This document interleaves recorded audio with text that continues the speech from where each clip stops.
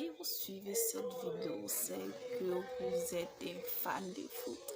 Si vous êtes un fan de foot, c'est que vous savez c'est le maillot c'est la couleur de quel pays. Bien sûr de la Côte d'Ivoire qui accueille pour la énième fois la Coupe africaine des nations se déroule actuellement en Côte d'Ivoire et qui aurait dû se dérouler en 2023 mais qui se déroule en 2024 mais qui est appelé 2023. Bon, je ne sais pas pourquoi ils ont laissé le nom, mais bon, ça eux deux fois. Mais ironie du sort, le pays organisateur qui n'est d'autre que la Côte d'Ivoire, bien sûr, a accueilli vraiment avec triomphe, de manière hospitalière, les invités. Malheureusement, la Côte d'Ivoire, jusqu'à maintenant, n'a pas la certitude d'être qualifiée pour les huitièmes de finale parce qu'elle a perdu son troisième match 4-0 face à la Guinée équatoriale. Je dis bien, la Côte d'Ivoire a perdu son troisième match 4-0 face à la Guinée équatoriale devant un public qui était vraiment en ébullition, qui était vraiment sous le choc. C'était bizarre. Maintenez-vous bien.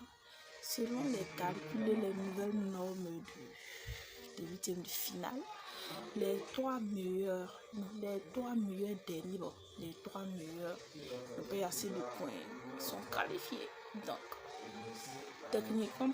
techniquement parlant, les éléphants de Côte d'Ivoire, bien sûr, attendaient tous les matchs, le match du Mali, le match du Cameroun, c'est-à-dire si le Cameroun était éliminé, la Côte d'Ivoire passait, c'est-à-dire si le Cameroun perdait son match, son troisième match, la Côte d'Ivoire était qualifiée. Si le Mali gagnait son troisième match, la Côte d'Ivoire était qualifiée, mais malheureusement, le Cameroun a dévié tous les pronostics en menant, je crois, de 3-2 à l'équipe. C'est la grande incendie, c'est plus trop. Et le Mali a fait nul avec l'équipe qu'elle affrontait au troisième match. Et bien sûr, la Côte d'Ivoire se retrouve à scruter. À l'heure où je vous parle, le match du Maroc, oui. Tous les Ivoiriens sont branchés sur le match du Maroc qui va commencer dans quelques instants. À l'heure où je vous parle, les Ivoiriens sont en train de supporter le Maroc malgré eux et à scruter le match de bout à bout pour voir si l'équipe nationale sera qualifiée ou pas.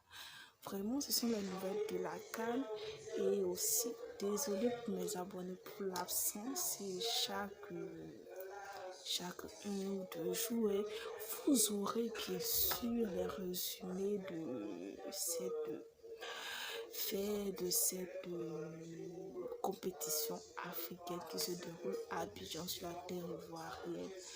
Et vive, comme on le dit, le président Alassane Ouattara, vive la CAN de l'hospitalité. Et on se retrouve prochainement pour plus de détails. Et d'ici là, portez-vous bien.